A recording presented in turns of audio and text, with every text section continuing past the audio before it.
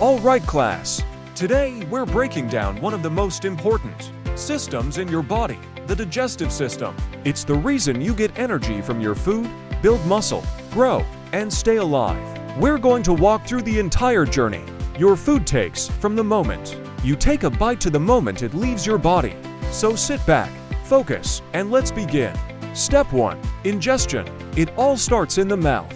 The first step is ingestion. When you take a bite of food, your teeth start breaking it down mechanically. That's called chewing, or mechanical digestion. At the same time, your salivary glands release saliva. That saliva has enzymes, especially amylase, which begins the chemical digestion of carbs. Your tongue then helps form a soft ball of food called a bolus and pushes it to the back of your throat. Step 2. Swallowing and the esophagus. Once you swallow, the food goes through your pharynx and into the esophagus, a muscular tube. It's like a slide, but with muscles that contract in waves. This movement is called peristalsis. At the bottom of the esophagus, there's a valve, the lower esophageal sphincter, that opens to let the food into the stomach, and then closes so acid doesn't come back up. If it doesn't close properly, that's when you feel heartburn.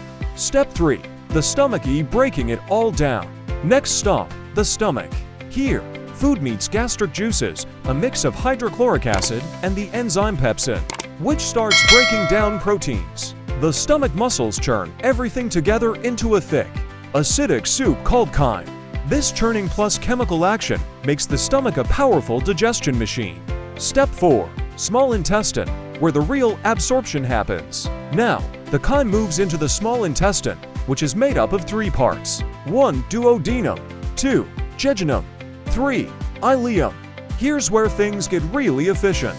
In the duodenum, the liver sends bile which breaks down fats, and the pancreas adds enzymes to digest proteins, carbs, and fats. As chyme moves through the jejunum and ileum, the villi and microvilli tiny projections absorb nutrients like amino acids, glucose, and fatty acids into the blood.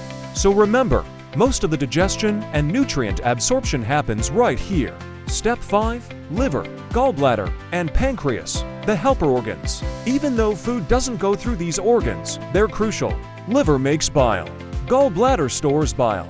Pancreas sends digestive enzymes and bicarbonate to neutralize stomach acid.